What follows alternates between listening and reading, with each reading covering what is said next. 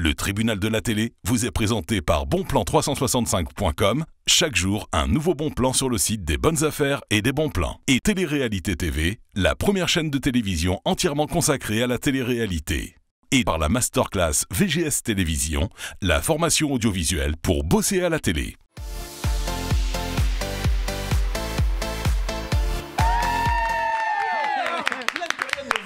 Scolaire et ça nous fait du bien, on est là tranquillement dans le tribunal de la télé, l'émission de la joie et de la bonne humeur. L'équipe autour de la table, vous le savez, la chaîne de télévision People 24 a décidé comme ça d'imposer toute une nouvelle génération de chroniqueurs, d'animateurs télé. Aujourd'hui autour de la table, elle est là, c'est notre amie Sabrina, on applaudit bien fort. À côté de Sabrina, avec son chapeau de Papa Noël, c'est Vincent Roncelli, on applaudit bien fort. De l'autre côté de la table, elle est là, c'est une petite nouvelle qui commence à prendre sa place tranquillement, c'est Judith qu'on applaudit bien fort. Et enfin, notre ami qui va prendre la parole immédiatement et qui nous vient de Vieur. Vous voyez, j'ai bien retenu le nom de la ville. Oui, ça a mis le temps, mais oui, c'est vrai. J'ai plus d'erreur. C'est notre amie Tiffany qui prend la parole immédiatement. Tiffany, de quoi voulez-nous parler à présent ? Alors moi, je vais vous parler du fils de Jessica Tivna qui aurait frôlé la mort. Donc, comme vous le savez toutes, Jessica Tivna est l'une des célèbres participantes de l'émission télé-réalité Les Marseillais. Depuis quelque temps, elle était absente des réseaux sociaux due à l'hospitalisation de son fils. Elle aurait posté une story sur son compte Instagram que son fils aurait frôlé la mort durant un dîner au restaurant en famille. Et oui, à un moment, la jeune femme a voulu faire son rot à son fils et à un moment, elle s'est mise à se paniquer en se rendant compte que son fils devenait tout bleu, même carrément violet, que des bulles sortaient de sa bouche, ensuite du sang, enfin vraiment terrible. Résultat, la jeune femme décida de se rendre à l'hôpital le plus proche avec son compagnon Thibaut Garcia.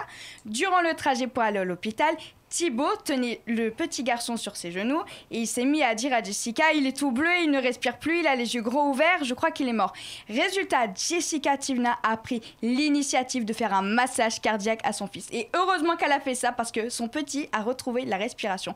Résultat, le petit garçon a été transféré dans un autre hôpital. Il a subi des opérations qui sont bien déroulées, mais les médecins ont quand même mis en garde les parents que cette situation pouvait recommencer. Oh là là, j'ose pas vous applaudir, même si vous avez bien fait votre travail, mais c'est la pire des choses. Oui, pour un parent, comment dire, heureusement pour eux, ils l'ont pas perdu, mais j'imagine le drame et le stress dans lequel ils ont dû se retrouver. Mais il me semble que leur bébé a déjà eu des difficultés à la naissance. Oui, à la naissance, oui. Il me semble qu'il avait déjà failli mourir à la naissance. Je crois que c'était ça, normalement. Oui, c'est ça. Il a eu plusieurs opérations et des débats de battre. Dès qu'elle a accouché, pour rester dans ce monde, et vous allez voir qu'il va devenir très fort et qu'il aura une vie magnifique. Vous savez, la vie, c'est souvent comme ça, hein, quand elle est très très difficile, quand on s'est battu de manière acharnée comme cet enfant, espérons pour lui qu'il y aura beaucoup de bonnes choses ensuite. Je ne sais pas quoi rajouter sur ce sujet, hein, Vincent. Rappelons que les gestes qui sauvent, c'est important et qu'il faut revoir et revoir, et que vous pouvez sauver pas mal de personnes. Si jamais vous voyez une personne qui a un malaise cardiaque dans la rue ou quoi, il faut savoir que les pompiers peuvent mettre 10 minutes et pendant ces 10 minutes, la personne peut décéder. Mais si on a les bons gestes, ça vaut le coup. Non, mais c'est fou parce qu'en fait, on le sait tous, ça. Qu'il y a des gestes à faire, mais soyons honnêtes, qui prend le temps d'aller les apprendre ? Moi, je sais qu'il y a des sessions qui sont faites par la Croix-Rouge, etc. Je vais être très honnête, moi, je sais qu'il faudrait, mais je ne suis jamais allé également faire ces gestes-là. Est-ce qu'il ne faudrait pas que dès l'école, on apprenne également la journée d'appel, je crois. Oui, la journée, la journée d'appel. Alors, il y a la journée d'appel. Maintenant, moi, je me souviens de la journée d'appel. Enfin, personnellement, j'étais gamin, on était tous gamins, et avec les mannequins et la bouche, en vrai, on était plus morts de rire. Oui, c'était pas du sérieux. Non, mais c'est dur, hein, ce que je dis. Non, je pense que ça serait bien de faire un rappel dans les écoles un petit peu chaque année, justement, pas longtemps, ou avec l'éducation civique, par exemple. Je trouverais ça assez intéressant. Vous-même, Vincent, vous avez appris. Alors moi, j'ai appris ces gestes Est-ce que vous pouvez pardonnez-moi, nous en expliquer quelques-uns, notamment le massage cardiaque? C'est différent. Le massage cardiaque, c'est simple. On essaye d'éveiller la conscience de la personne. Est-ce que la personne est réveillée ou pas? Parce que ça peut être un malaise vagal. Donc dans ces cas-là, on met ses jambes sur un fauteuil. On ouvre sa chemise. On voit si le thorax bouge. Si le thorax ne bouge pas, on ouvre sa bouche. On voit pendant 10 secondes s'il respire ou pas. Et s'il n'y a rien, il faut commencer. On attaque. On fait deux séries de 15 compressions et après on souffle dans la bouche 2 fois. 15 compressions par En fait, voilà, et on souffle 2 fois. Moi maintenant, j'ai plus appris ces gestes-là parce que j'avais fait une formation de personnel navigant commercial, c'est-à-dire de steward, et vous êtes obligé d'apprendre ça. C'est dans le métier, vous êtes obligé, et c'est vrai que comme vous dites, je trouve qu'on devrait être plus le savoir en fait, comment ça marche, comment ça se passe. Et non, c'est important. Honnêtement, autour de la table, à part Vincent, qui connaissait ces gestes qui sauvent également? Vous Parce aussi que justement, dans le lycée où que j'étais, en 3e et en terminale, ils nous font passer un petit diplôme de secouriste qui s'appelle SST. On apprend tout, donc massage cardiaque, pour la respiration, pardon. Et pour les étouffements, il y a une technique qui s'appelle Elmish. Oui, tout à fait. Oui, il faut voilà. mettre son poing contre le bas-ventre et pour les étouffements, pour les bébés fort. aussi, pour tout, on apprend vraiment tout. Et à la fin, on a le petit diplôme spécial SST avec le nom, prénom, tout ça. Donc après, je sais pas si ça se fait dans toutes les écoles, mais moi, personnellement, dans l'école où j'ai été, on l'a fait en 3e et il y a eu un rappel en terminale pour vraiment le valider. Donc c'est pour ça, c'est génial. Mais je pense que si ça se fait pas dans toutes les écoles, on devrait le faire dans toutes les écoles. Je pense que ça devrait être obligatoire. Écoutez, même. moi, ce que je suggère, Vincent, c'est qu'on va tout simplement afficher là un lien. Notre ami Nicolas, qui est au montage de l'émission, va nous trouver un lien d'un organisme où on peut se renseigner sur ces gestes qui sauvent, et vous allez voir sur ce site internet, pour les apprendre et éventuellement pour pouvoir s'inscrire et pour pouvoir les prodiguer. Et Vincent. Commence pas le massage cardiaque. En fait, les massages cardiaques, c'est totalement différent entre un adulte et un enfant. On ne démarre pas de la même façon aussi pour un adulte et un enfant. Je tiens à préciser également. Alors pour l'enfant, il faut y aller directement. Vous faites les compressions tout de suite. Faut pas attendre. Pas perdre de temps. Alors que l'adulte, c'est totalement de situations différentes. Moi, ça m'a toujours paru extraordinaire. Effectivement, on est tous tombés sur des vidéos ou des émissions de télé sur Internet où la personne était morte et puis il y en a qui sont venus, qui se sont acharnés. C'est ça. Et ça repart. Mais malheureusement, la proportion des gens qui repartent est bien évidemment inférieure, mais c'est des vies sauvées et c'est quand même assez fantastique. En tous les cas, merci beaucoup d'avoir mis ce sujet sur la table. Immédiatement, un petit jingle et on continue. Vous êtes bien dans le tribunal de la télé.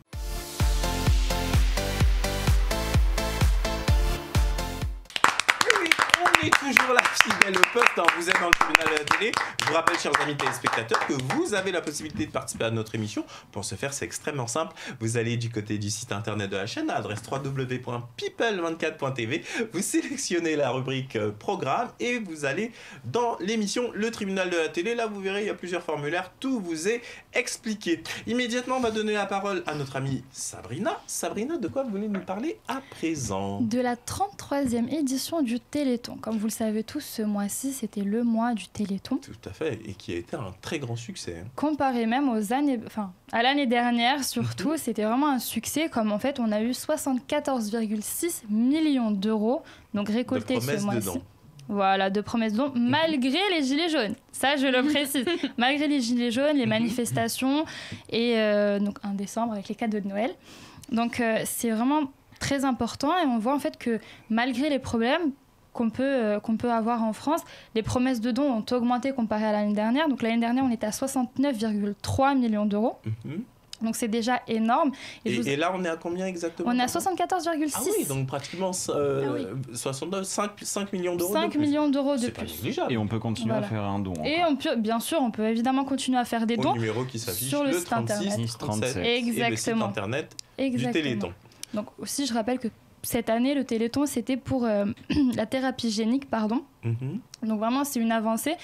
Peu de personnes le savent, mais c'est très très important, et on a besoin de beaucoup de dons justement pour avoir... Peu de personnes savent quoi? En fait, que la thérapie génique est en plein essor. Voilà, c'était le mot que je cherchais, c'était en plein essor. On n'a pas beaucoup de fonds, parce que c'est une nouvelle thérapie, ça date de 20 ans. Que la thérapie génique veut se mettre en place. D'accord. Et c'est assez compliqué. Et justement, plus vous faites de dons et plus de personnes seront sauvées. Bon, en tous les cas, je vous applaudis. Ma chère Sabrina, le Téléthon, ça fait partie de ces actions où on a tous contribué au moins une fois, du moins je l'espère, oui, bien sûr. Pour un maximum de personnes, mais auxquelles il ne faut pas lâcher, il faut continuer à contribuer, parce que il y a la médecine qui progresse, et mine de rien, il y a déjà des succès qui ont été atteints grâce justement au Téléthon. Je ne sais pas si vous savez, mais c'est en France que le Téléthon rentre le plus d'argent. Aux États-Unis, il y avait aussi à l'époque un Téléthon, je ne sais pas si ça existe toujours, qui avait été lancé à l'époque par Jerry Lewis, et qui était le comédien américain, vous savez, qui faisait de l'humour. Mais en France, ça a littéralement accroché et cartonné. Les Français aujourd'hui sont très attachés au Téléthon. Quand on voit toutes les manifestations qui sont faites chaque année sur l'ensemble du territoire, c'est vraiment génialissime. Qui ici a regardé le Téléthon cette année, ou qui en période de Téléthon regarde l'émission de télévision? Alors moi personnellement j'ai pas vu l'émission parce que je travaillais. Par contre j'ai vu le retour de Aya Nakamura qui s'est croûté totalement sur les leçons. J'ai entendu parler de ça, mais moi je l'ai pas vu. Vous l'avez vu, Vincent? Je l'ai vu. Qu'est-ce qui s'est passé exactement? Puis on va montrer c'est-à-dire qu'en fait à ce moment-là, bon, elle a refait une vidéo, elle s'est excusée, mais au moment où Nagui en fait lui passe le micro, où elle avait le micro, je sais plus, elle a dit merci à mes fans, merci à tous ceux qui me suivent, merci. Elle a fait sa promo. Et à un moment, oui, voilà, c'était un peu ça. Et Nagui lui fait, oui, on est un petit peu sur le Téléthon. On va penser aux autres aussi. 36-37, c'est important. Et puis du coup, elle savait plus quoi dire. Elle fait, oui, 36-37, mais elle pensait pas du tout au Téléthon. Elle pensait plus à sa promo à ce moment-là. Elle était perdue dans ses pensées de star, oui, tout à fait. Là. Mais je pense qu'elle a dû donner de l'argent du coup après. Des fois, c'est de la maladresse, parce que faut pas oublier non plus que elle est star, mais déjà pas depuis longtemps, donc elle apprend en même temps son métier de star, mais c'est vrai qu'elle commence à les cumuler aussi. Mais déjà elle a accepté de venir sur le Téléthon, donc c'est quand même bien en fait. Si les gens l'ont dit, tiens, vu le comportement qu'elle a eu, les gens vont se dire elle est venue juste pour faire sa promotion. Donc si elle s'est excusée derrière et qu'en plus elle a fait des dons, alors là moi je ne peux que applaudir. Vous vouliez rajouter quelque chose sur le Téléthon, les amis? Non, j'ai jamais regardé, honnêtement. 36-37, allez. Le numéro s'affiche à nouveau. Immédiatement un petit jingle et on continue. Vous êtes bien dans le tribunal de la télé.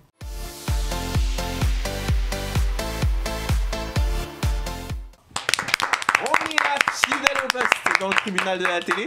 Et à présent, on donne la parole à notre amie Judith. Judith, de quoi voulez-nous parler? Moi, je vais vous parler de BFM TV, qui refute les rumeurs sur un jeune homme de 55 ans qui marcherait 30 km pour rentrer chez lui en cette période de grève.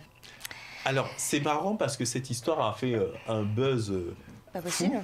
BFM TV a diffusé un reportage d'une personne qui s'appelle Alain, qui est tout simplement homme de ménage au sein de BFM TV.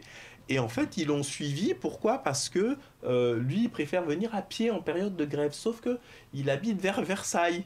Et donc, pour le coup, il se tape 30 km de marche pour arriver au travail. Et donc, effectivement, il y a eu ce reportage et sur les réseaux sociaux, il y a un certain nombre d'internautes qui ont dit « mais arrêtez, c'est de la connerie », etc.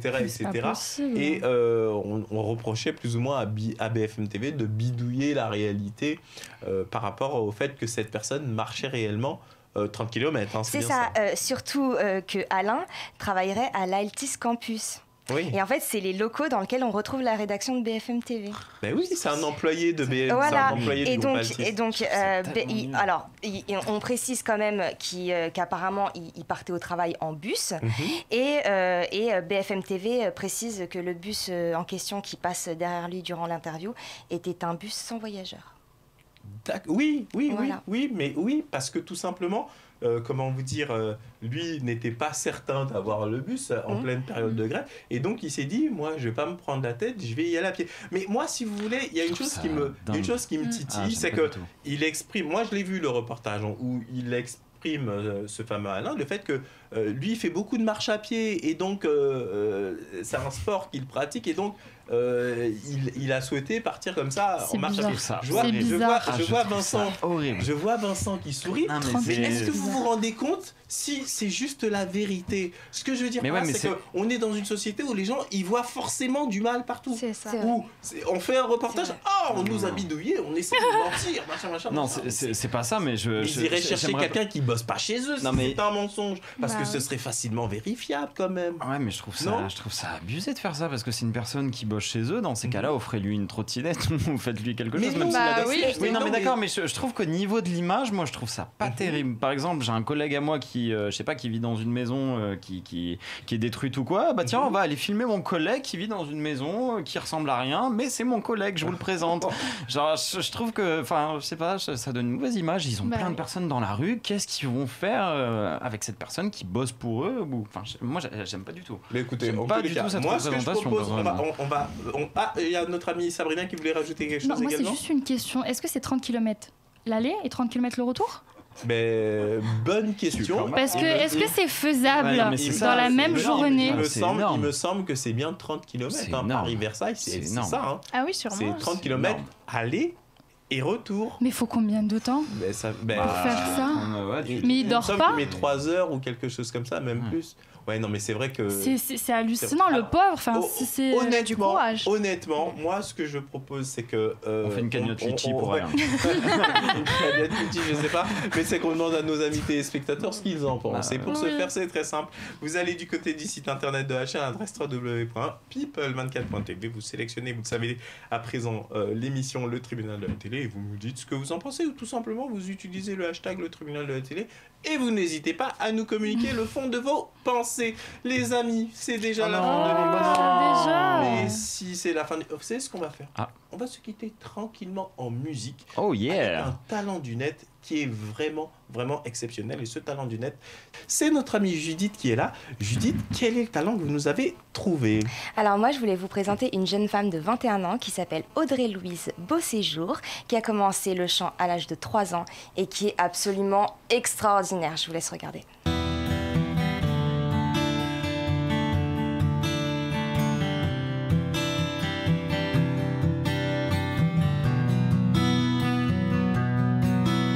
Tu cours au caillou.